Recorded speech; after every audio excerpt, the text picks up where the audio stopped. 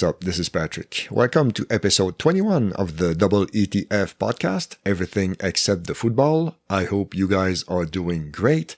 Today we do things a little different.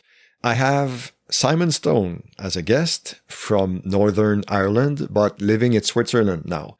So we talk about life in Switzerland in general. We also talk about soccer or football. We are both big soccer or football fans. And it was an excellent conversation. And worst case, come for the conversation, stay for the accent, because you will be pleased on this one. And also, well, personal news, I got my second shot of Moderna yesterday. First one was AstraZeneca a while back. And right now it feels like Mike Tyson punched me in the arm, then got into a truck and ran me over with it. So that's awesome. But still, it's for a good cause. So don't be idiots. Get your vaccines, please. So that's it. If you want to comment on anything at all, you can reach us at EETFpod on Twitter or EETFpodcast@gmail.com. If you feel generous, you can throw us a couple rubles at paypal.me/EETFpod. So that's it for now, and I hope you enjoy this conversation with Simon Stone. Thanks.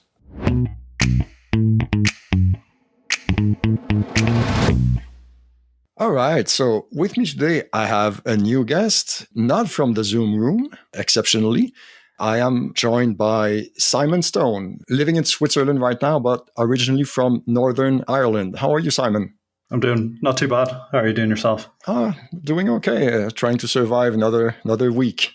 Yeah, it's always like this. Yeah. I was lucky I had a week off work, so I've been relaxing a little bit, but next week it's right back into it, yeah.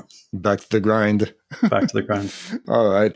Okay, so we know each other through a mutual acquaintance on Clubhouse. Mm-hmm. His name is Alex. He is from Canada, but he is living in Germany.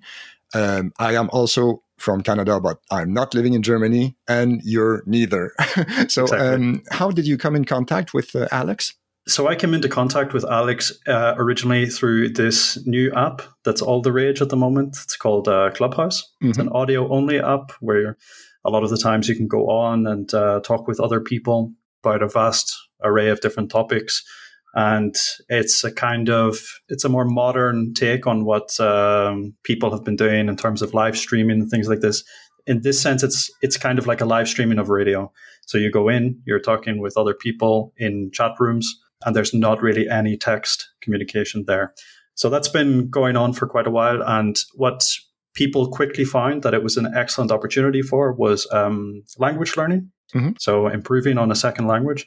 So as you said, I'm living in Switzerland, so it's important for me to learn the language of the region of Switzerland I'm in, which is German. And I came into contact with Alex because he runs a German-speaking language club on Clubhouse. And yeah, everything kind of fell into place from there.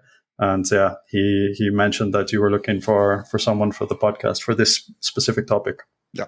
That's about it. And I'd say it's about the same thing that brought me to Clubhouse. I didn't know at the beginning what to make of that app, but I realized, as you said, that it was really good for language learning and language practicing. And when I realized that, so there is this guy who really likes football and he is into football. So yeah, okay, I'm in. I always have time for people who like football.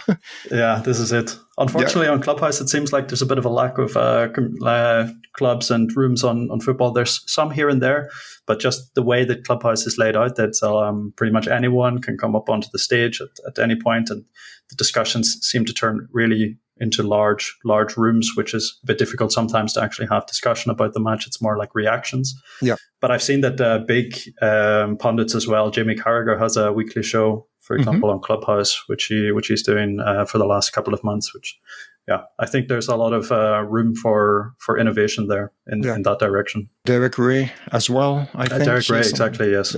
Yeah. I met him in a couple of Bundesliga rooms, and he seems to be really interested in the Clubhouse as well. Oh, nice. All right. So, okay. So you mentioned living in Switzerland. Which part, if I may ask? So I'm in the south of Switzerland. It's it's a very small area. It's behind the Alps, so Mm-hmm. it's kind of separated from the rest of Switzerland. But if you know of the Matterhorn or Yes. Zermatt, the city, so Yes. it's in this region. Okay. And I suppose, well, I mean, I don't want to answer for you, but I suppose work brought you there? Yeah, exactly. So there's a big pharmaceutical company in this region. Okay. Yeah, actually, they're producing quite a lot, and they've been growing a lot in the last 3 to 4 years. And especially with what's happened with this global pandemic, Mm-hmm. they got a lot of new business producing some components for some of the vaccinations, stuff like that. So, Okay. yeah, this huge company has been grounded there. It's an international company, and it's essentially the only big employer of the region. But Oh, it's kind of interesting. It's probably more than I would say more than 30% of the people living in the city have some direct work with the company.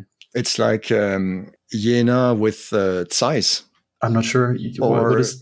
Wolfsburg with Volkswagen. Yes, exactly. Pretty Yeah, much. something like this. Yeah, yeah, yeah. Jena, the Zeiss optics, you know? Okay, I'm not sure. I think they are based in Jena in Thüringen in Germany. Okay, But that's a topic for another episode. sure. Yeah, but definitely something like what you said, Wolfsburg, and there's also BASF in Ludwigshafen. Oh yeah, okay. This Ludwigshafen is essentially just a city, which is a big company standard. It's kind of crazy, yeah. Oh, nice.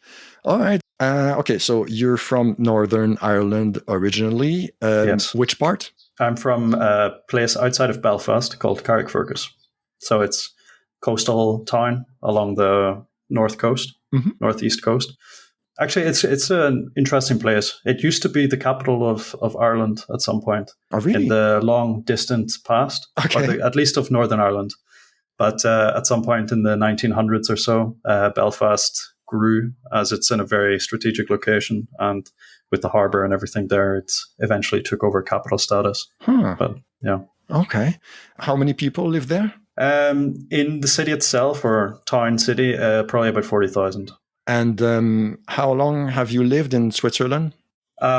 This time around, I've lived, it must be coming up on 4 years now. And I was 1 year also during my studies living in Zurich. So if you count that also towards it, more like 5 years. Wow, I'm a bit jealous. It's beautiful here. I'm very, very happy and very satisfied. Yeah. Yeah, and your German must be on point as well. It's going. It's okay. Like I can communicate with my colleagues, with my peers here. I've integrated relatively well into this small city village. Okay. And my working day to day is in German, so that helps to improve it. Yeah, for sure. And did you take German classes before coming to Switzerland? Before coming, not, but after must have been about a year of being here, I did start really focusing on doing that. Once I knew that I had the fixed job. Okay. So I had originally the internship, and then once it came and I got the fixed job, and I said, okay, I'm probably here now for a while. Okay. So I should probably start learning this language. And from then on, I've been studying it pretty well, like putting a decent amount of effort into improving that. Okay. And south of Switzerland, it must be close to Italy then, I suppose? It is, yes. Actually, I'm about 40 minutes from the border of Italy. Oh, nice. But that city, the city you live in, it's still 100% German, or there's still some Italian spoken? So there's two regions. So you've got the Alps that go right up the middle of Switzerland and touch almost the Bern canton, like this in the middle. And on the right-hand side, you have Ticino, I think what you're thinking of, Tessin. It's the Italian-speaking region. Okay. And Graubunden's just above it. But you have just below there in this Tessin, that's the only 100% Italian-speaking canton in Switzerland. Okay. Then Graubunden above that, you have a little bit, but it's mostly German already. Okay. This cut in the middle of the country, if you go to the left-hand side, which is where I am, so like southwest Switzerland, this is the region it's called Valais, or Valais in French. And it's 60% or so French-speaking. and about 40% German. And in this Oberwallis section, it's the German-speaking region. Okay. And if you don't mind refreshing my memory, how many cantons are there in Switzerland? Oh, you've put me on the spot here. Sorry. I believe there's 26. Okay. I'm fairly certain of that, yeah. Okay. And there's a couple of half cantons, which count as like a half. I think there's maybe 4 half cantons. But in general, they consider it 26 cantons. I didn't know about those half cantons. Yeah, I honestly don't remember which ones there are, but they do exist. These little half ones, they consider them half cantons. In general, I think what they were originally full cantons, and then they were either different enough or they had some disagreements within the councils that they decided, okay, we're out of here. We're north and south of this canton or something like that. Okay. But yeah. Okay, so you've been there for a while. You're planning to stay long term, from what I can understand, in Switzerland? Yes. Yeah, definitely, yeah. Do you have any plans for maybe citizenship or something? That is the goal. The end goal would be to get citizenship, but it's very difficult. It's a very stringent process. Mm-hmm. They're very careful about who they grant citizenship to, and the process to do it is it's complicated, it's expensive, and it's generally the restrictions and the requirements are very tough.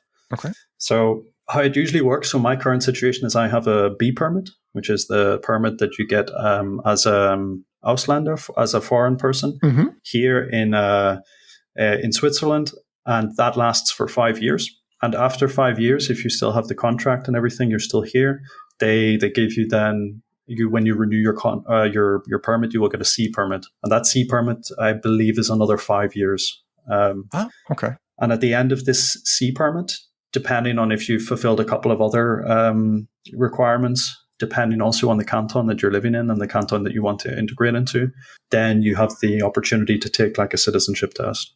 Okay. But there's some really crazy stories of because some of these places and these communities in Switzerland have a lot of influence and a lot of power over these citizenship tests. Okay. And in some small regions, I've heard stories of people, like the final part of your citizenship test is that the village together decides if they want to accept you into the village or not. Jesus.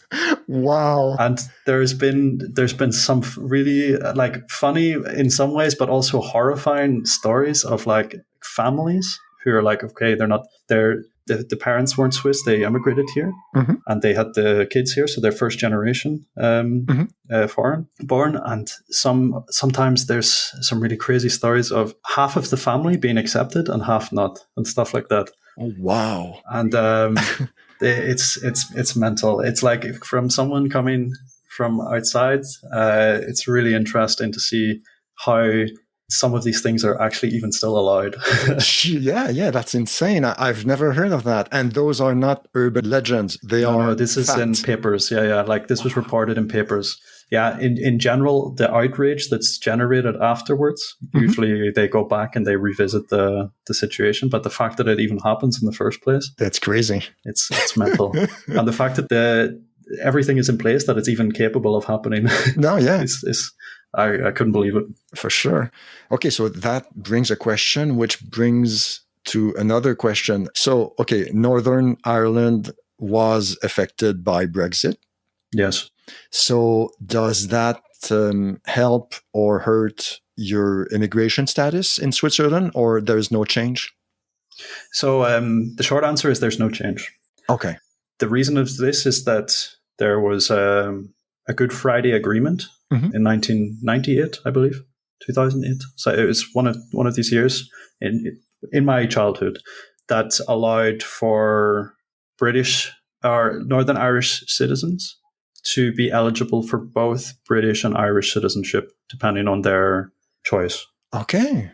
But what that means then effectively is after Brexit, any Northern Irish citizen who wants to remain a European citizen or wants to do anything in Europe, mm-hmm. then they can just apply for an Irish passport, and then everything is, again, as if we were in Europe. Okay.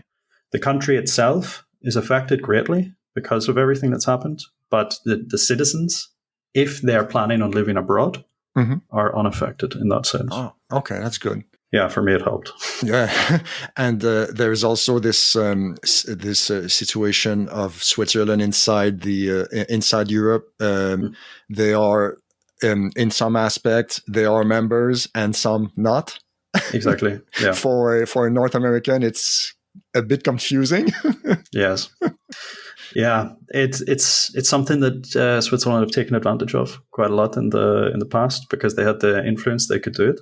Recently, Europe and Switzerland were in a very long time, about 7 years. They were discussing a framework agreement that Switzerland would then start taking over some more responsibilities, or they would start. How would you explain it? Like they would start obeying a couple more of the European laws that they generally wouldn't. Okay. And then only, I think it was about 1 week ago, they just threw it out.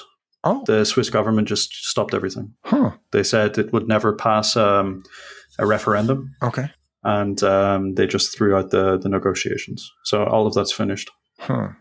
You mentioned one word, referendum, and please correct me if I'm wrong, but is it true that the Swiss system has a lot of referendums over everything, pretty much? That's correct, yes. in pretty much every, in anything that, okay, so the specifics of it are not as clear for me, but it's essentially this. And anytime someone reaches a certain amount of signatures on a petition, they can get something to be looked at in the government. And then if they get even a certain amount more, then they can trigger already a referendum for this topic. And what you then have is a lot of Swiss citizens that when they have problems, they can go around their communities and gather these signatures for these referendums. And this ends up leading to many, many referendums per year. Like there's in every sort of, let's say, voting day for the referendums, there's probably 4 topics that they're voting on. Okay. And these days happen probably once per 3 months or so. Okay. So it's quite a lot. In fairness, it's probably over 20 per year. And for those referendums, is it just the canton that votes on it, or the entire country, or the community, or it depends? I think it depends. So if it's directly influencing just one canton, they will vote on it. So, for example, a city quite close to me, Sion, it's just up the valley a little bit.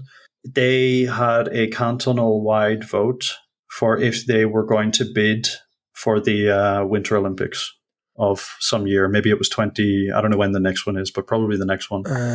Usually it's 7 years in advance, I think. So it's probably 2028 or something.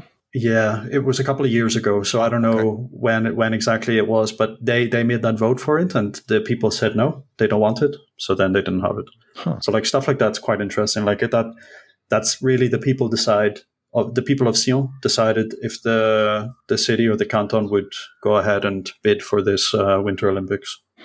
The only way I know about that city, Sion, is Gennaro Gattuso was the trainer, wasn't he? Or manager? Yeah. Okay. He was for a bit, I think, yeah. But what's really funny for me and what really, I think, helped with my integration was there is a Northern Irish player, Kyle Lafferty, who played for Sion for quite a few years, and he was really loved in this region. Oh, nice. They like the way he was. Like he had he had an interesting personality, say like that, and an enjoyable personality for some people here. Okay, nice. Well, actually, that can bring us to another question. So you've been here for 4 years. What is the thing that surprised you the most about the Swiss people? I think I like before I came to Switzerland, I had no idea of Switzerland, like very little idea of anything here. I knew obviously of the Swiss cheese, the chocolate, the mountains, but beyond that, I really had no idea. I think their openness, they have like a kind of Jekyll and Hyde personality towards foreign people, and foreign integration. So in some ways, when people integrate well, they're an extremely multicultural society in the fact that it's probably it's definitely in the highest percentage of of immigration in a country in the world. Like outside of these countries, I think Abu Dhabi and some of the Emirates, Arab Emirates, like they're up in like 90% citizens are foreign born or something like that. Wow. But in terms of like a regular country that's not specifically employing people for like the oil industry or whatever it is, Switzerland is pretty much the most multicultural in the world. And that's people coming from Portugal, from the Balkans during the Balkan War, from Germany, from France, from Italy, from the UK. There was a lot of people came in the 90s. It's incredible. And that was something that I didn't really appreciate before because I come from Ireland, from Northern Ireland, and it's essentially a homogeneous population. So for me, that was a really nice surprise that they were so open for people coming here. You find definitely situations where they're not. There's political parties that have a lot of influence. A lot of people vote for them that are very against immigration. I guess you probably have the equivalent of the AfD in Switzerland as well. Yeah. So the SVP, the Schweizer Volkspartei. Yeah. So they're definitely doing well here. But like when you look around and you see the people you're with, if you're in Zurich, it's 50%. It's like almost 50% of people are not Swiss. If it's in Geneva, it's probably similar. Where I am, it's a little less, but because it's a smaller place, but it's crazy. And I think this aspect of Switzerland, I had no idea that they had this history and this culture of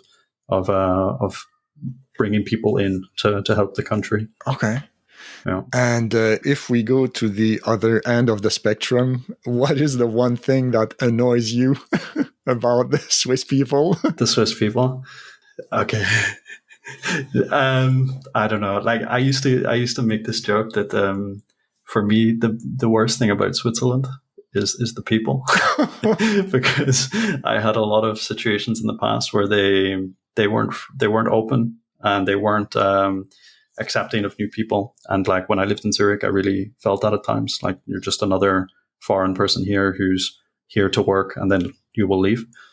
But that, my opinion sort of changed whenever I came to this area because I integrated really well here and the people here are very nice and very welcoming. And they are, some people would say that they enjoy immigration from certain countries more than others. Okay. Which I would definitely say is true, which is unfortunate. But I think a lot of countries have similar feelings in that respect. Yeah, it would be blind to say the opposite, I think. It's unfortunate, but it's not really surprising because it's the same in most countries, I suppose. Yeah, I would say so, yeah. All right. We can switch gears and move on to football a little bit if you want. Sounds good, yeah. Is there a football club in Switzerland that you care about or you just ignore it altogether? No, so my time with Swiss football has been interesting. Okay. To say the least. I had a bit of a curse that was following me around, that every place that I would live, the football team would just start playing really badly. Okay. And I used to live really on the same street as the stadium of FC Zurich. So it's the Letzigrund Stadium. And I had a season ticket card while I was there for the year. And they are considered to be one of the top teams, or like in the top 5, let's say 4 teams of the country, and they have a very successful history. And I moved there, started watching, and they lost every single game that I was there. Wow. Except for the Swiss Cup final. Ah, nice. That was the first time I saw them win a game in person. Jesus. So I went to 15 games in the Letzigrund, and I saw them win once. And it was the final. Jesus. And they lost all the other every games. single other game that they won a couple of games that I wasn't there. But they relegated that year. Okay. Because they lost everything. Yeah. And they're playing with a team from Liechtenstein. And even this team stayed up ahead of them. Actually beat them on the final day of the season to stay up ahead of them. Oh, wow. I was there, of course. Of course. Wow, that's unfortunate timing. Unfortunate to say the least. And then the fans there were not happy. They were really upset, and I can understand. But they had a bit of a hooligan problem as well, which is not something you would expect from Switzerland. Yeah. But they actually, after the Swiss Cup final, even though they won, they were so angry with the season in general, they stormed the pitch and chased the team and the management into the dressing rooms. Jesus. And the team and the management was hiding in the dressing room, just waiting. And the guys were just beating on the door until they were escorted out by the police. Wow. And I was like, "What? Am I still in Switzerland?" Well, yeah. I mean, this sounds like a stereotype, but that's the sort of thing that you would hear from, third division in Belarus or something. Yeah, for sure. That's insane. I was feeling some old English hooliganism in the stadium. It was crazy. But yeah, so like I witnessed this, and then I moved to Valais, where I'm currently working. Mm-hmm. So the team then is Sion. Mm-hmm. So I was watching them. They were a good team. Like not long ago, they were playing in Europe against like Liverpool in the Europa League and stuff. That's true. So a good few years ago now, but they were up there. They were always considered a good team. They've won 13 Swiss Cup finals out of 13. Wow. Like they've never lost a final. Nice. I came here, 14th Cup final. They lost it. Wow. My first cup final watching it, they lost it. You jinxed it. Jinxed it, ruined it. And since then, they've spent the last 2 years trying to avoid relegation. This year, they were very lucky. They were very lucky. Again, it was this team from Liechtenstein, Vaduz. Mm-hmm. Last day of the season, Sion had to beat Basel. Mm-hmm. Vaduz had to lose. There was nothing else could keep Sion up. And Vaduz, in the end, loses to FC Zurich 2-1 or something. Mm-hmm. And then Sion just beats Basel 4-0, just out of nowhere. Just, I don't know. Like, it's just crazy. Wow. It's a mental league. It's a really crazy league. And then that took them into the relegation match. So they play, same in Germany, they have the second bottom team of Switzerland plays I guess it would be the second team in the Swiss second division. So it's slightly different from Germany, but it's the same concept. Mm-hmm. And then FC Sion destroyed FC Thun, which was the second team from the second division. Okay. So they're still there at least. So now I'm leaving Sion. So I'm actually moving relatively soon. Okay. To FC, so to Thun, actually, I will go to this other team that just got destroyed. But I'm just so happy that I'm leaving now before Sion was relegated. Because really, I would have had a horrible reputation. Yeah. Just anywhere I go, I'm just destroying the football team. The walking jinx. Do you know if the Swiss League has restrictions when it comes to foreign players? I don't think so. Okay. I don't think so because there's a lot playing here. Again, but it's difficult for me to say because, again, these players are generally from Balkans or from France or for something, and they could be actually Swiss citizens. I don't know. Okay. But with like a Serbian name. I'm not sure about that. I don't know enough about it to know exactly if that's the case, but I don't think so because, for example, Mohamed Salah played for Basel for like on his rise, and I think he wouldn't have had an issue to come in to play as a non-EU, non-anything, as an Egyptian, basically, to play. Okay. So I don't think they have restrictions in that sense. Okay, I don't know any club from the Irish League. I'm sorry. Mm-hmm. But you told me that, Linfield. Okay. Linfield, yeah. Okay. This would be the team that I would generally follow when I'm home. Okay. So I would go there with my father when I was growing up. All right. I remember in the Europa League this season, Arsenal, I'm an Arsenal fan, long time. They played Dundalk. Is that the word, the name? Dundalk, yeah. Okay. So actually Dundalk is an Irish team. Yes. So from the south. Yeah. Sorry. But yeah.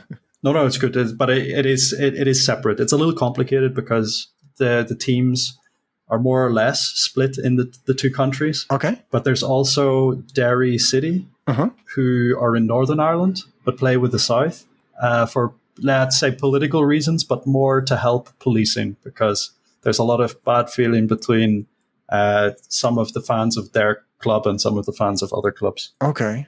I guess there will always be tensions regarding that. For sure. Well, I mean, we can talk about that if you want, but we can skip that as well. For me, it's okay. I don't mind. I talk about this quite a lot because people ask about it. It's interesting. I understand it's interesting. So yeah, and it's not always easy to get a non-biased or like a balanced view because more or less people come from one side, even if they don't really want to. Okay. And that can kind of warp the views a little bit. Yes, so that's true. This is fascinating, and I don't know where to start when it comes to that. But okay, so there is no league in Northern Ireland. It's just the Irish League, and that's it. So there is a league in Northern Ireland. There's 2 separate leagues and 2 separate federations. Ah, okay. So there's the Northern Irish League and then there's the Irish League. Yeah, okay, I'm dumb. I just remembered it because Northern Ireland were in the Euros a few years ago, weren't they? 2016. Oh, okay, there you go. The first one they went to. Okay. This is the Will Griggs on Fire, huh? The what? Have you heard the song Will Griggs on Fire? I'm sorry. There was a huge amount of people singing this song in 2016 for the Euros. Okay. At that time I was also going to some festivals and things. I went to a festival in Serbia, Exit Festival, and I just remember like any time you mentioned that you were from Northern Ireland, there was just everyone singing this song. Okay. Like it was crazy. Like this was the origin country of that song. Yeah. So there, I think it was some guy put a YouTube video up of Will Griggs, a Northern Irish player who plays. He plays now for like, I don't know if it's Wigan or Wickham or something, but it's like 3rd division of English football. He didn't put a step onto the pitch at Euros 2016, but he's 100% the most famous Northern Irish player at the moment. 100%. Nice.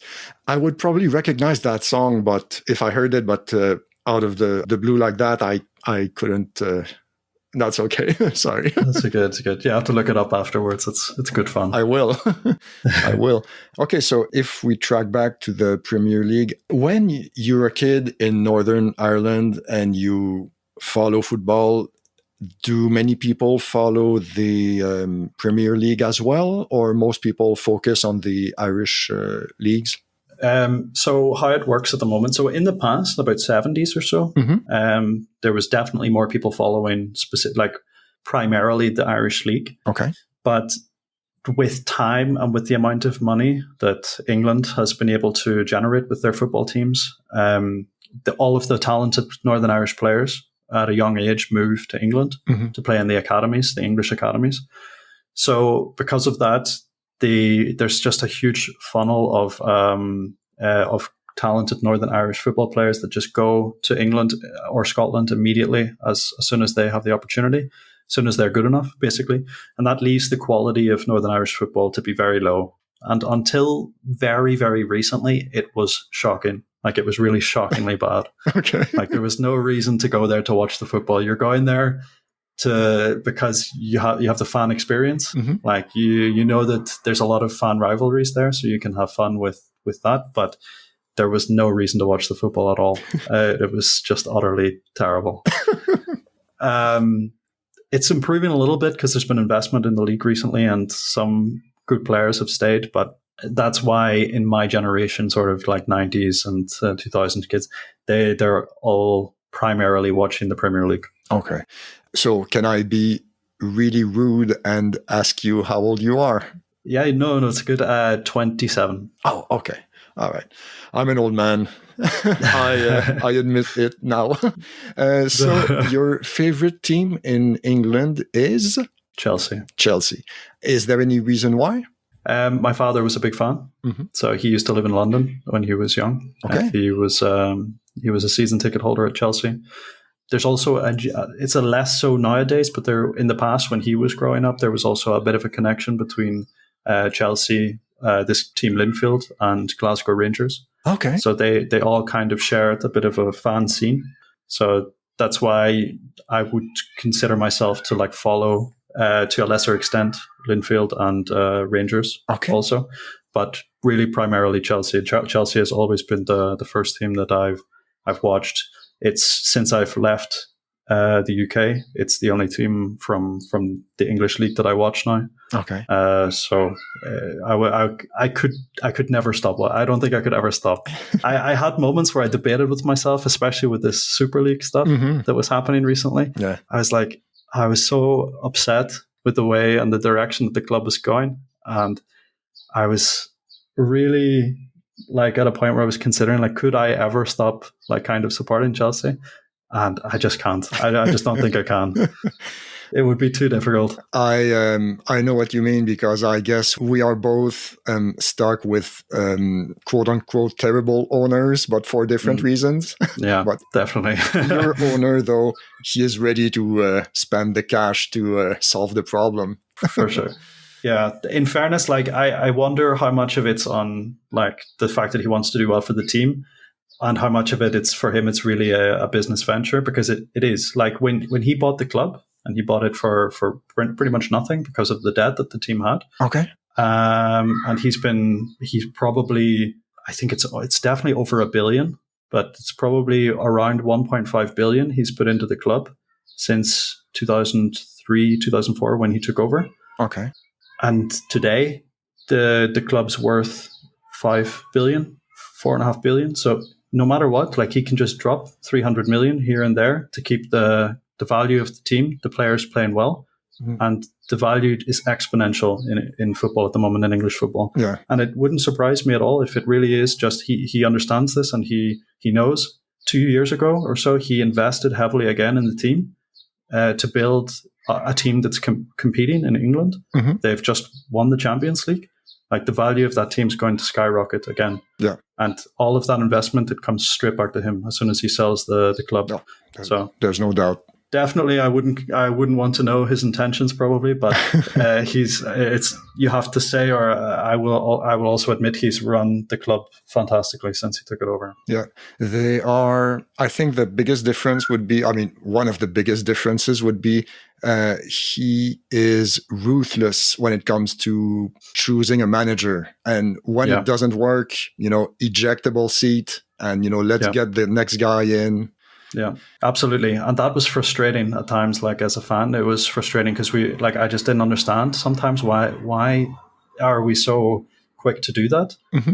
But we have such a history of, as soon as we eject a manager like that mid-season, we just win a European trophy. Yes. It just comes out of nowhere. Like it's happened, I think it's happened 4 times, or at least 3 times they won it. And then the other time they got to the final and lost in the final. Okay. But like in 98, I think it was 98, there was the Cup Winners' Cup. Okay. So it was Ruud Gullit was in, and he was taken out mid-season for Vialli, and they went in and won the Cup Winners' Cup against Madrid in the final. Nice. Then 2012 was the same. Villas-Boas got the sack in the middle of the year, like after hardly any time there, or not much. And then Di Matteo came in, just won the Champions League. Yes. Then Di Matteo gets kicked out, 2013. Then Benitez comes in, wins the Europa League. Yes. And then this year again, Lampard out, Tuchel in, Champions League. So it's incredible that that we have this kind of like system of really just dumping the manager as soon as it's going wrong. But it clearly seems to somehow work. Yeah, somehow it works. What was your prediction when it comes to the league table before the season started with Lampard as manager? Were you optimistic? When Lampard was manager, so my father and I talk a lot about the team. Like we weren't really happy that he got the job in the first place. Because he just doesn't have any experience. Like, and the job that he did at Derby was also not really that good. Like in general, he had so many star players there, especially loanees coming from Chelsea. Like he had Mason Mount playing in that Derby team. I didn't know that. Yeah, like that's where Mount was on loan there, and a couple of others. I think maybe Tomori was also there. And like literal Premier League players playing for Derby, and he scraped into the 6th place to play in the playoffs and lost in the playoffs. So like there was nothing convincing at all. And he also has a bit of a habit of creating difficult situations for goalkeepers. every goalkeeper that he takes over the charts, they come out with horrible stats compared to their previous years and then their future years. Okay. That was Kepa. The keeper at Derby also. I don't remember his name, but he also had a very hard time there. And there's definitely something that lacks in his ability at the moment. He needs to start really lower on the rung of English football and really build his idea, build his fundamentals, because he's not ready to coach at a top team. Not at all. Yeah, he got there too soon. Yeah, for sure. Like he was there as a feel-good pick for this transfer ban period, and that was nothing more. Yeah, that's true. That's true. And like he was there to pacify the fans a little bit, so that he could bring in some of these youth players, which he did well. Like I have to say, like he gave the fact that he gave Mason Mount the confidence that he now has, I think pays back any amount of time that we spent, because he didn't do bad at Chelsea like Lampard. Like his results were okay. He met the targets that we gave him, so he got the Champions League, and we maneuvered out of this period of like danger that we were in. Through that. So we managed to, even with the transfer ban, play Champions League football. But the team was really shocking. And I've heard some rumors, not really, but like opinions of people that and I sort of see it myself, the longer that Lampard was in charge and it was moving away from Sarri's Chelsea, the worse it got. And it really did. It was getting worse. And Chelsea played a game at this Christmas against Leicester. It was a Premier League game. It was a 2-0 win for Leicester. It is one of the worst Chelsea performances I've seen in my life. In my life. Jesus. And I can remember from more or less 2002, 2001. I can remember most games, but I'd never seen us play such a bad game. So just completely devoid of any idea of where we're supposed to be on the pitch, what we're supposed to be doing when we get the ball, and it was just shocking. It was seriously the worst Chelsea I've ever witnessed. Wow. And then it didn't help as well that Thomas Tuchel comes in. Yeah. And after 4 games, like he had already fixed most of the issues, and then he just kept building on that and shows now, like, this isn't, don't get me wrong, like this isn't a great Chelsea team yet. Like it's a good Chelsea team. They have all of the key characteristics that they need to be a great team, but this isn't a team that Thomas Tuchel will like play in this same way next year. Like once he gets the stuff to improve in certain locations, he will start changing the system. But the fact that he was able to just stabilize that team, to show them what they're supposed to do, and to give the players the confidence on the pitch that they know where they are, how they're supposed to play, and play to their strength, and they can win a Champions League just with that. Like it's light and day. Yeah. Like to see what an actual really accomplished coach who really knows what he's doing was able to do with that same group of players. Yeah, that's true. Because, for example, 2 examples was Kante and Christensen. They started playing a lot better when Tuchel arrived, because I remember thinking, what happened to Kante? Yeah. Like he was excellent at Leicester, then goes to Chelsea, still great, but then Lampard arrives and it's like the guy vanished off the face of the earth, you know? Yeah, it's hard to explain. Sarri started moving Conte a little higher up the pitch. Ah, okay. And then I think Lampard kept that. So he was playing in a more advanced role. And even though it didn't work so well, like it worked in some respects, but it didn't work so well. And we were lacking in a lot of creativity in that area of the pitch when he was playing there. But now, on this day, we are seeing the benefit of that, because he used to be just like he would recover the ball, recycle the ball. He would run all over the place, make all the important tackles. But when he got the ball, occasionally he would try a pass and it would just whiff off into out. Okay. Or he would see something and he would just whiff again outside. Or he would try to run with the ball, but he would run like somewhere that's not really where he should be going. Okay. Or he makes the wrong decision when he's making the pass. But now, when you see his performance, like in the Champions League towards the end there, and even specifically in the final, like there was moments where he was recovering possession and then either making like nice clipped balls over the top, or just taking the initiative and striding forward and then taking the right decision. There was one where he shot up through the middle and passed out to Havertz on the right hand side.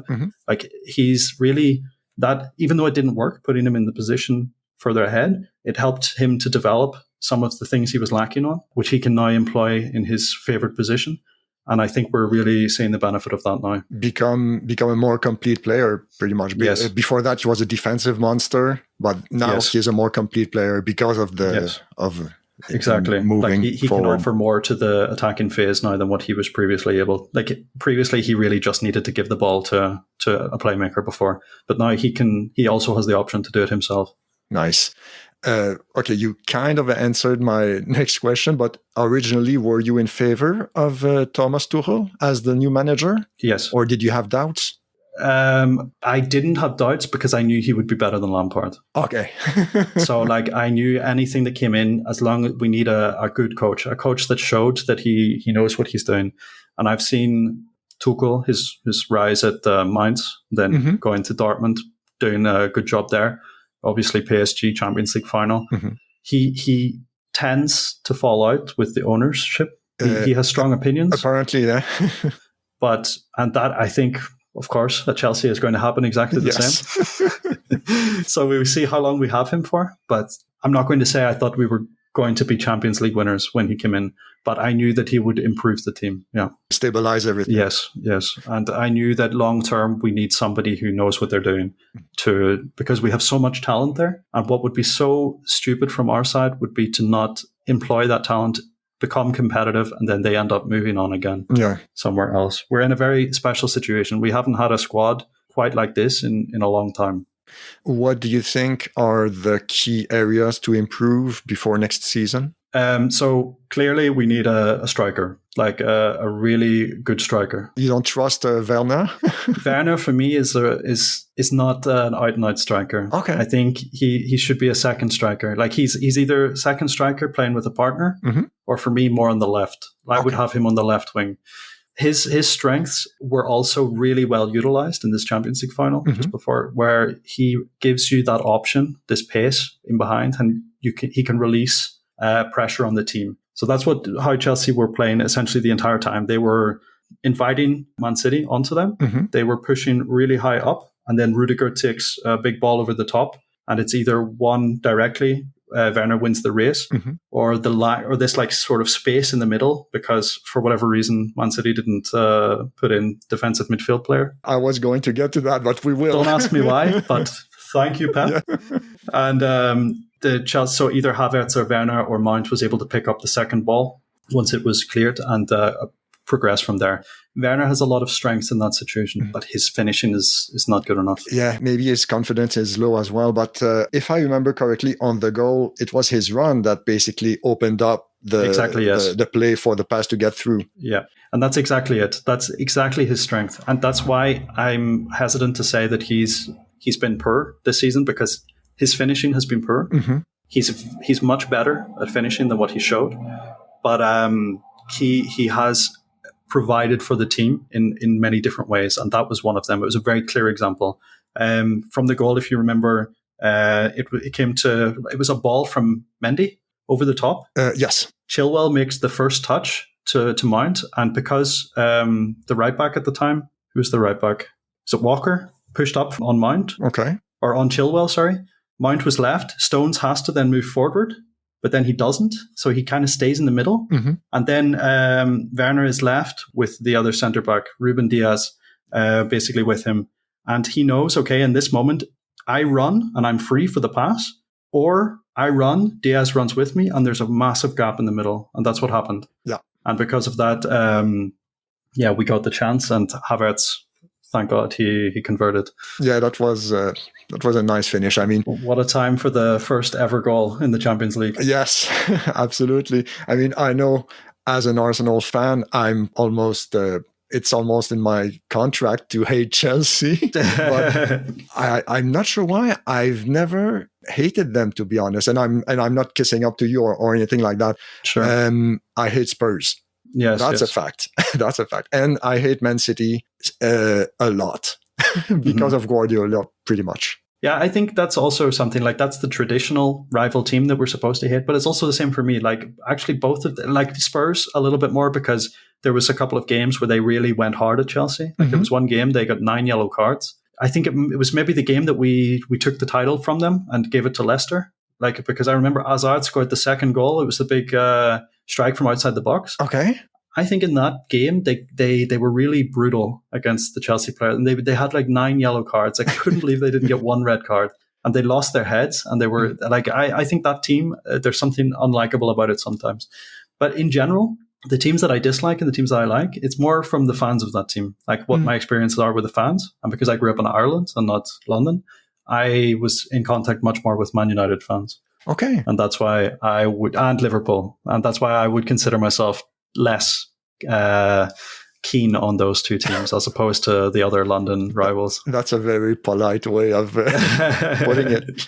And you're right, though, about Spurs players being dirty, because I know that, Harry Kane, what he does, like when the opponent jumps, he backs into them. Yeah, exactly. And that's eventually someone is going to get their neck broken. Sure. Yeah. And Son is a dirty player. Yeah. Absolutely. And Lamela is a I'm sorry. I have to say, I hate that guy.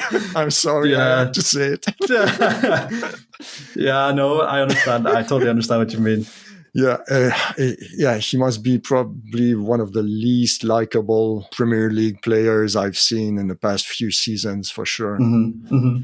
Yeah, that felt good. Yeah, we had to drop the C-bomb at some point, so we got it out of the way. Yeah, I mean, you probably know about it, but in North America, it is a completely different thing as opposed to in the UK.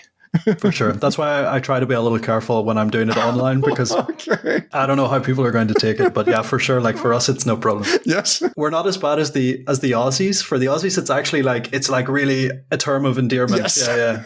That's true. But I wouldn't go that far for us. But yeah, like we don't care if it happens. Yeah. All right. Oh yeah. That felt good. Okay, I'm zen now. Good. So back to Chelsea. If we zoom back on the entire season, who would be your player of the season? I have to say Mason Mount. Okay. For the longevity of the season, it has to be Mason Mount. Like I think Conte had a really strong end of the season, and he could be in contention for some awards because of how well and how big the stage was when he was performing well. But for me, Mason Mount has been a superstar since the last year and a half or so. And I've never, in my lifetime, there hasn't been a Chelsea player of his stature coming from the academy. Like I think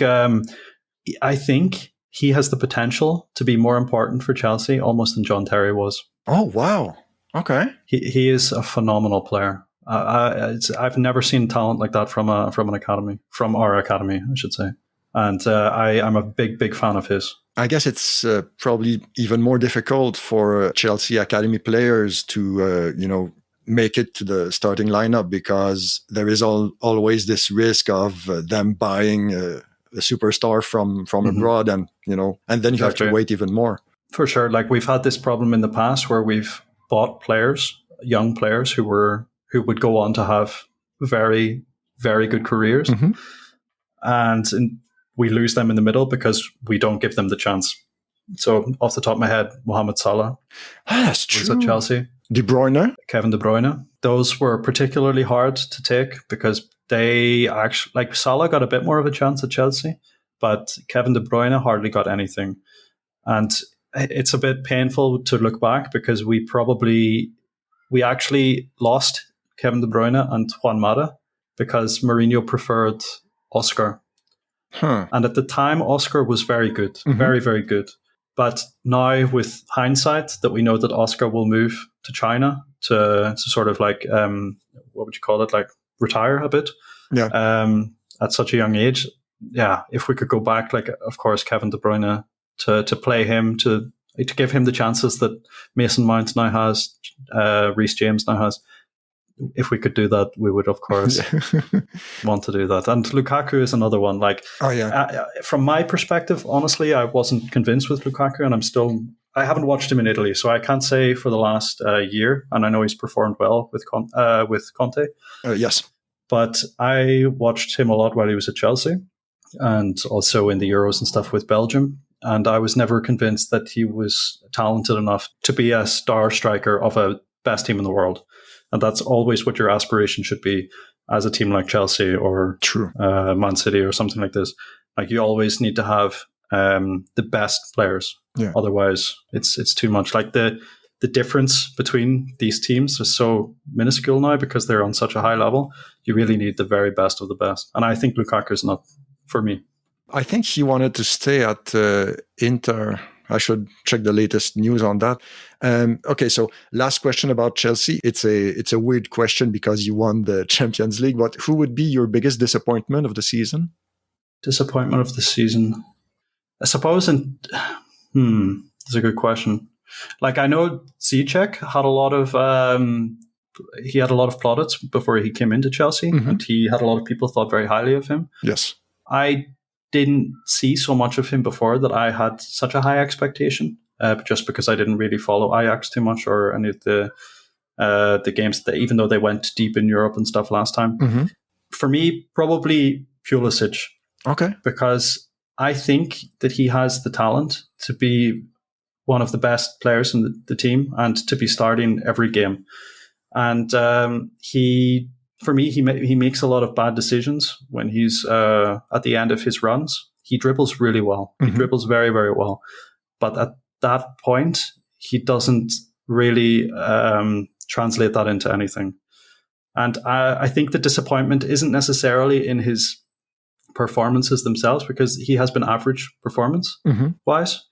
But I just think that his potential is so much higher than what he's currently showing. I think I would agree because he seemed to be on a upwards trajectory at Dortmund, but seems to have stalled a little bit at Chelsea. All right, so we can move on to the Champions League final a little bit, a few words about it. Is there something about the formation or the team sheet that caught your attention before the match? Before the game, I was a little concerned on the side of Chelsea. I was a little concerned that Havertz was playing predominantly on the right-hand side, because in the past I've seen him play there, and I think his talents are a little wasted when he's isolated on the wing. But I was happy to see that this was just like a positional thing for the formation sheet, and actually he was playing much more centrally than what it was shown. So that was my initial concern. From the Chelsea side, I think everything else was as expected. And then, I think, what would you think? I don't think you had any injuries, right? Before the game, like Kovacic was injured previously. Okay. But he was fit again, but I think not match sharpness. Okay. And that's why he didn't start. But I think it would even have been difficult because of Jorginho and Conte together in the midfield have performed very well, and they've both done very well this season. So I think even then, even if he was completely fit, maybe he wouldn't have made the lineup. Okay. But and apart from that, I think the rest of the squad was as you would expect. And you mentioned it a few minutes ago. The big surprise from Manchester City side was no defensive midfield, pretty much. Yeah. A stat I saw earlier was that game, the finals, was the first time in 60 matches that neither Fernandinho or Rodri was in the starting lineup. That's insane. That is insane. And I think that's exactly the problem. I think I don't know what it is, what Pep has about this in the Champions League, that he wants to make these like 4D chess changes before important games. I don't know if he feels that he needs to prove something to someone. I think so. I really was baffled. I couldn't believe it. I just couldn't believe it. And not even on that, because I watched, obviously, he was influenced in some respects to the games that we'd played previously, because we played them in the FA Cup semi-final and then in the league in quite quick succession before the final. Yeah. And he obviously there has seen something that he didn't quite like with having like Rodri at the back there, Fernandinho. But whatever he was trying to do, clearly it didn't work at all. And I'm kind of aghast that he didn't think that this was going to leave so much space in the center, especially as I said, it just so isolates the defensive line so much that there's no way for them to clear long balls. So the long ball comes over, they make a header or some attempt at a clearance, and the next person onto the ball, the second ball, is always a Chelsea player, because there's every City player is pushed so far up to try to do this high press. Yeah. I cannot fathom why he did that. I really don't understand it. I read somewhere and it made sense, but someone, I forgot who, mentioned that what that person thought Guardiola wanted to do is rattle Chelsea in the first 10 to 15 minutes by throwing everything they had at them and hoping that they would, lose their structure. But the problem is it didn't happen. Chelsea didn't crack and City got frustrated. Yeah, basically. For sure, he went with this all-out attacking formation. It was almost as if there was 4 wingers on the pitch, with Foden and Bernardo behind, and then Sterling and Mahrez above. Yeah, I just don't get it, because Chelsea had this deep line, the 5 at the back. Anytime that they were defending, obviously Chilwell and James will retreat and will help and really compact this. So I just don't understand how he thought that the individual brilliance of Bernardo or Foden in this situation is going to break through that. They had chances. Yes. They had chances when Chelsea were out of position or when Chelsea lost the ball in the midfield, but they were almost like counter-attacking chances, which I think was almost opposite to what he wanted. He wanted to control the play, control possession, and then break through them on their own terms. Yeah. But almost all of their chances, at least in the first half, was coming from a counterattack, from Chelsea's own counterattack. That they would counterattack that, because that was the only time that Chilwell and James would move forward, was when Chelsea was launching an attack, and that was really the only moment that there was gaps there to exploit. Sometimes I get the feeling that it's almost as important for Guardiola the way that he will win rather than just winning, Yes, I think so. He wants to prove a point. He wants to prove how smart he is, almost. Yeah, no, I honestly think you're right. There's something egotistical in it. It's not. It didn't make sense. To play, how you're playing. I don't know if he was, because I can't believe that he was so scared of this Chelsea team coming into it, that if he just plays his regular game. If he plays this regular game, Man City are the favourites by a lot. I went into the game expecting a loss to about 80% to 20%, because City are the best team in the world. There's no, there's not really any getting around that at the moment. They're phenomenal. Yeah. And how he wanted to play this game, he wanted to make it a managerial focus, that he said, okay, I'm tinkering here and we will win because of this, rather than just simple as is where the players are comfortable, just play a normal game, done. And I don't get it. I think he will regret that a lot. I would be super interested to hear his thoughts on his analysis after what he thinks went wrong, because I know that in his books he frequently talks about games, and he gives a kind of analysis afterwards, saying, okay, this is a mistake I made, I should have done this. Okay. So I think if you're interested, he in his books he talks quite a lot about those kinds of games, and I would love to hear what his thinking was behind this. His honest thoughts about that game. Yeah, that would be interesting. Yeah, the thing is, I love Barcelona, the city, but I hate the team. So I would rather not read anything about that team, I'm also the same. I don't know if you remember 2009. 2009. There was a Champions League semi-final against Chelsea against Barcelona. Okay. What happened? So this was the only Champions League, or let's say the only year that Chelsea, if they had have won the Champions League, they could really say they were also the best team in Europe in that moment. Okay. Because the other 2 times we were quite lucky in the run up, and in this game there was probably 4 stonewall penalties not given by the referee in the second leg of the game. Okay. I still remember the referee's name. It was Overbo or something. He was Norwegian. Yeah. I know that name, yes. And he never refereed a game again, because the pressure afterward was just too much. It was just such a, some people say, wow, bad performance. I'm inclined to think it was a little more than that. a little pressure from UEFA. I wouldn't be surprised. Because that was also a time period. I think it's important to remember the context of the time period where UEFA, the Platini, was complaining a lot about the dominance of English football because of the money. Okay. And we had since, I think, 2004, but already 2005, I think, wasn't that the Anfield? Or that was the 2005 was 2005 was Liverpool, I think. Milan in Istanbul. The 3-0 in Istanbul, yeah. Istanbul Miracle. Yes. Then 2006 was Arsenal Barca. Yes, and I was in Spain that day. Yeah, and it sucked. I can imagine. Yeah, that was rough. The red card as well, wasn't it? Yeah, at the beginning? Yeah. Jens Lehmann was sent off. Yeah.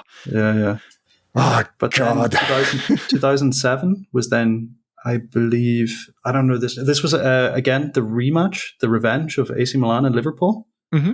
So in every year there'd been an English team in the final. In 2008 was Chelsea United, again 2 English teams. Okay. 2009 was going to be again Chelsea Manchester United, but this game with this referee flipped that. And I think that probably UEFA wanted Barcelona in the final because of this English dominance that was happening at the time. That makes sense. Honestly, it would make sense. And I remember, again, Arsenal, Barcelona, but that was a few years later. I think it was 2012, maybe. Maybe it was in the semi-final at Barcelona. The referee whistled, but Van Persie still kicked it. He shot the ball, Yeah, it was second yellow and was sent off. And that, to this day, I still think maybe someone, forgot a bag of cash in front of the ref's front There's door. just like brown envelopes being passed around everywhere. Oh, that was, no one received a second yellow for that reason in a semi-final of the Champions League. That makes no sense. Yeah, it's crazy. God, that was such horseshit. And we had them. We had them in the ropes. Yeah. Until that second yellow. Yeah. Fuck. Yeah, Barcelona have been, let's say they're also a team that I'm not very fond of. Oh, all right. Ever since then, I was so upset. I remember I was a kid, I was just sitting upstairs because I had to watch it. I remember I had to watch it upstairs because we didn't have Sky at the time, Sky TV. And if I went upstairs, I could tune the TV because there was enough of a signal to the antenna that I could watch TV from the Republic of Ireland. So then there was I think it was called TG4 or something. Okay. And I was watching the match on Irish TV. And that was the only way I could watch it. So it was static and all. And I was like, come on. And then so I didn't even explain the end of the story. So it was the 4 penalties. Uh-huh. Chelsea were still going through anyway, even after all this happened. But then the 92nd minute, Andres Iniesta took a shot from just outside the box. Mm-hmm. And it looped over Czech into the goal. Last kick of the game, essentially, to send Barcelona through on away goals, I think. And then I just lost my mind. I just got up, just started punching stuff, and just never wanted to talk about football ever again. Kick the TV. Yeah, it's the fucking stand. Irish TV. But... Oh, God. What football makes us do. I know. Even last night, actually, in preparation for this, I had to rewatch the final again because when I was watching it the first time, I was just with a shirt over my face. And I was like, oh, God. And the entire second half was just a blur because I know in the second half, Man City were just they had all of the possession. Mm-hmm. They were a bit panicked. It didn't look like controlled build-up play. But Chelsea had no intention of coming out and building something themselves. It was just all counterattack and then soak up the pressure. Yeah. And when it's like that, I couldn't watch it. I was just... It's difficult. It's a difficult watch. That's true. I was too nervous. Jesus. My last question about that game. Which one would be more accurate? Did Chelsea win the game or did Man City lose the game? So, it's difficult to say that Man City didn't lose the game when you see the team sheet that went out, the way that they tried to play at the beginning. But I have to say, I think the defensive play from Chelsea was, again, it mirrored 2012 for me. There was a lot of similarities. I know that Mendy, for his service in this Champions League, equaled the record for the most clean sheets in a Champions League season. Okay, I didn't know that. With Keylor Navas from Madrid in 2015 or so. Nice. So the strength of that defense is, again, we essentially, it won us the Champions League again. That's the second time that we've really relied on a strong defense and a counter-attack to do it. And I would say that was the plan. Mm-hmm. Chelsea executed the plan exactly as they wanted. Yes, it was helped by some decisions of Man City and the management of Man City going into the game. But I think it was a very well played game by Chelsea. And so I would say Chelsea won that Champions League game. This is an excellent answer. And I would say the exact same thing. They were helped by Man City's decisions, but Chelsea played an extremely good game. So basically, there you go. Mm-hmm. Okay, so quick and quirky questions. Let's go. Sounds good. What is your favorite football movie? Football movie? Wow. I don't know if I watched too many specifically football ones. I watched is it Victorious? No, that's a rugby one. What's the one that was about Madrid's? Oh. There was like a player and he moves to Madrid. Isn't it Goal? Goal? Is it called Goal? I think so. I think I like that. There was like a kid from South America and he's like putting the cardboard into his shins because the referee tells him he needs shin pads. Okay. And then at some point he goes to play with Real Madrid with all of the stars. I heard of it, but I've never seen it, but I think it's Goal. And I think there were a few sequels. There was at least one more, and I think he was playing for Newcastle. I think that's just hilarious. It just makes me think of Michael Owen. Yes.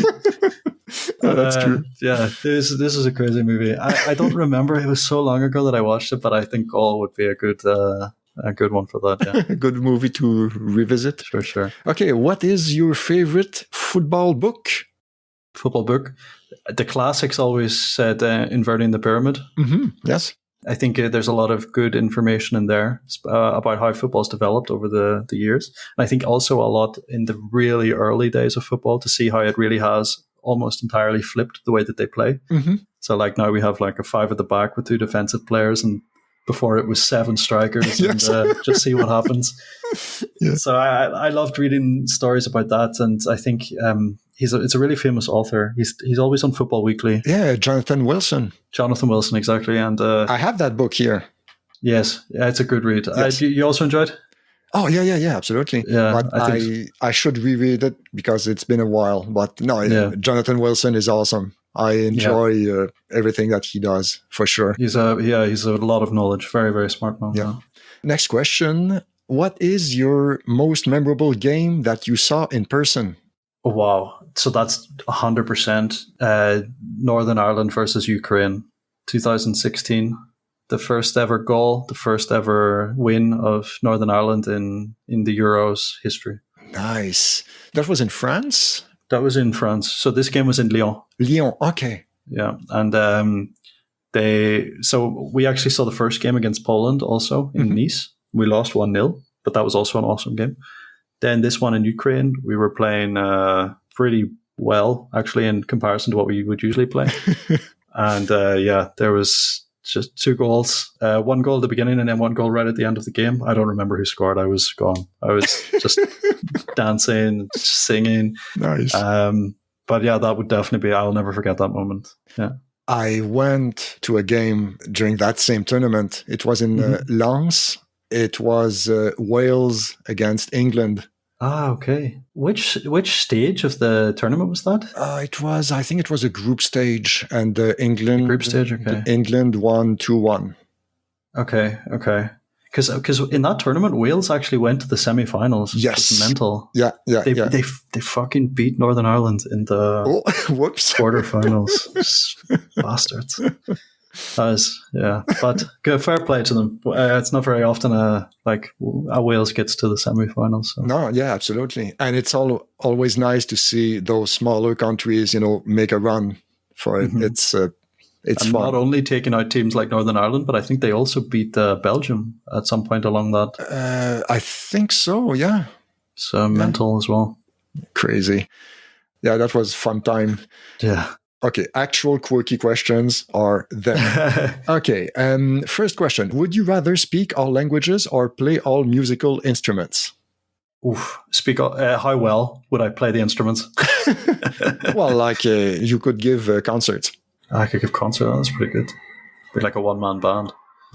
But I think I would prefer or the languages. be part of the band. Be part of the band. Yeah. Yeah, that's true. Just be part of the band, but like doing 3 different things at once. I don't know. I have to show it off somehow. But I think I would take the languages. Yeah, same. I think it would be nice to be able to like go anywhere in the world and have no issues communicating with people, learning a lot from people. Yeah. I think a lot of knowledge is lost from, especially from parts of the world where they don't have a sophisticated archiving systems and things. And it would be incredible to know what they think about everything. Good shout. Okay, if you could get a ticket to any show or event, music, sports, whatever, past, present, or future, what would you like a ticket to? Ticket to anything in the world. Any music, sports, past, present? Music, sports, past, present. Oy. Huh. So music, probably I wouldn't do it because I'm not really that into music. I have a couple of types of music I like, but I'm not really passionate about it. Mm-hmm. So it would probably be sports. Then it makes me think it's probably going to be football because I do enjoy tennis a lot. Okay. But and I think Wimbledon final could be really interesting. There are no wrong answers. Yeah, I know. I'm just thinking. Talking and thinking. So I think Wimbledon would definitely be up there. Like Wimbledon final, like right on the court. Mm-hmm. I would love that. But yeah, and then football World Cup final. It's difficult to not to see or to turn that down. So past or present, would you rather be at the next World Cup or would you rather have a seat at the 66 World Cup final? Oof. No, for me it would be more important. Oh God, I don't know. Maybe, to be honest, instead of like from actual things that have actually happened, I would say maybe the Munich final for Chelsea, the first ever Champions League win. Okay. Maybe that would be the one because I don't feel the same for England as I do for Chelsea. Okay. I don't think Northern Ireland hypothetically could get to a World Cup final, but it's never going to happen. So probably that would be the football match that I would have, if I could have been anywhere, I would have been at this one. Okay. All right. What would you name your boat if you had one? Oof. What is it? The classic was Bodie McBoatface. Yes. So now that that's taken, I have to say something else. Yes. Oh God, that is quirky. I'm not sure. I'm not even sure what to think about that. So if I had a boat, so it has to be quite like a baller name because when you're coming in with a boat, like all of these rich guys are going to be there. You don't want to be looking out of place. So you have to have something like really fancy. The tradition is a woman's name. Yeah, I was thinking like Santa Maria.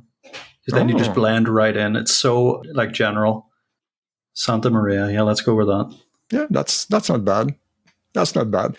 Okay, you are going back in time and wind up face to face with 15-year-old you. Yeah. You have 10 seconds before you travel to the present day. What do you tell your younger self? I mean, it's not that long ago. You're still young. Well, 12 years ago. Learn German. Okay. Really learn German. Don't learn French. I made that mistake. You won't need it. You learned French for a while? I took French in school. Oh, okay. French and Spanish. Oh. Spanish I should have done better, but I could have used that in the future. French not. I have no use for French. Okay. If I could have swapped that for German, I would do it because it would make everything so much easier. I had to spend so much time and effort in my 20s to bring it up. So it's my first language, but I assure you, I'm not offended. Yeah, I know. Yeah, actually, I was looking because when we spoke on Clubhouse before, it never occurred to me that you weren't a native English speaker. Really? It was only when I listened to the podcast that I caught a couple of cues. But you like, I don't know. I assume you speak natively English as well. But it's like, just to say it, like I heard very little accent at that moment as well. Oh, wow. Thanks. It was only really in the podcast, and I was like, okay, maybe it's a French Canadian. Yeah, it is, and I am. Yeah. Awesome. Okay. What is the best compliment you've ever received? The best compliment. I think this sort of shows how few compliments I'm getting. I like that. Like, I enjoy when people say that I have a good accent in German. Okay. So like I've had that praised quite a lot, and that's something I would accept as valid compliments. But I just wonder if it's because they're comparing it to a colleague of mine who's from the USA, and he speaks German so well. Like, really, he's like really good at the language. He just doesn't give a fuck about the pronunciation. Okay. So he just goes in and he just blasts through his sentences in the most American pronunciation ever. It's awesome. I think it's incredible. I love listening to him speak. I'm too self-conscious to do that. Yeah, I was. Yeah, I don't know. I wonder if it wasn't in a kind of working situation, if people would mention it to him. But I have to say, like, he speaks really well. He speaks much better than I do in terms of the understanding of the language. It's just he has no time for pronouncing things properly. He's like, you understand me? This is how I say it. Yeah. It's done. Swiss German is a different animal, I gotta say. That is, yeah, for sure. Yeah. Yeah, it's crazy. Next to last question. Name me 3 items on your bucket list. My bucket list. Yes. Christ, I should have should have a bucket list, right? I think I'm too young for a bucket list still. Yeah, that's a fair point, actually. I should make it. I can do a thing about it now. I would like to say that I would want to skydive, but I know I won't. Okay. I know I won't. I'm too afraid of heights. I won't do that. Okay. So I have to think of something else. Well, it could be your first item, even though you know you won't do it. Even though I know I won't do it, okay. So already we can see the success rate of my bucket list. Yes. I would love to travel to Asia. I don't have a specific country there, but I would love to see the continent. And I've never really been outside of Europe. I only went once to the US, and I was very young, but I would love to see it. And the third on the bucket list will be buy my own home. And I think that's where the Irish comes out in me. Because it is really a bucket list thing for a lot of Irish people right now. Okay. The housing crisis and the amount of, like, the price of property in general, the rent price and everything. Okay, so yeah, it's not as affordable as it once was. No. And in Dublin, it's gone. It's like gone off it's like at some point you hit like a glass roof. It just punched straight through the glass roof, and it's in the stratosphere now. Jesus. Like, in Dublin, it's mental. They have all of the big tech companies. They have the headquarters in Europe there because of the tax situation. Okay. So a lot of high skilled immigrants come in that are earning a lot of money, and they rent because they're there for probably not their entire lives, and that just shoots up the rental price when you have it on that scale of like Apple, Google, and a few others are doing it as well. Wow. Amazon probably will come soon. I don't know if they've been talking about doing something in Germany, but I think they might also headquarter in Ireland if they come to Europe. And what about elsewhere outside of Dublin? Is it feasible or not? Yeah, it's practical? more feasible there. Yeah, it's more practical. But then again, the majority, so at least in Northern Ireland, the population's about 1.8 million, and 400 to 500,000 of that lives just in Belfast. So like about 40% of the population lives in one city. And then another like 20% of them commute to Belfast every day because they can't afford to live in Belfast. Okay. So it's very centralized, the country in general. So I think that's why it's a little problematic. You can buy a house on this like little rock in the northwest of Ireland, but it's less useful for a typical work. Maybe it changes with home office, maybe. But yeah, good point. We will see. We'll see, yeah. All right, last question. If you could have dinner with 3 people, dead or alive, language not an issue, who would it be? 3 people. Past or present? And it could be like, George Best during the World Cup years. No, George Best not, because I want to keep some alcohol for everyone else. Okay. I want to make sure he would enjoy too much. Now, George Best, I think I wouldn't, because we also like hear a bit from him in home in Ireland. He was talking on TV and stuff, and like I feel like I got a little bit of his personality. I know his story very well. Okay. So I think Could be any fields. Could be politicians. Could be musicians, actors, sports people, whatever you want. Mm-hmm. Could be Genghis Khan. Could be Buddha. Whoever. Oh yeah. It's funny because I always hear people getting asked these questions, but I never think about what I would actually do for myself. I think probably I would bring, well, for sure, we're going to keep it football related, mm-hmm. Jose Mourinho and Pep Guardiola, and just watch them argue all night. Then I have to bring somebody who can enjoy the argument with me, or someone who ignites their anger even more. Who would annoy them? Big Sam Allardyce. Big Sam Allardyce is going to be there, and he's going to be giving his opinions on what they're doing. He's going to be sitting there with his pint glass of wine, and he's going to be enjoying, I don't know, some gravy, chips. He'll be easy to please. So Big Sam Allardyce, Pep Guardiola, and Jose Mourinho. It's going to turn into a brawl by this would be incredible, actually. At least for my own entertainment, that would be the ideal night. It would be entertaining, I'm sure. Jesus. Wow, nice. All right, so that's it for the question.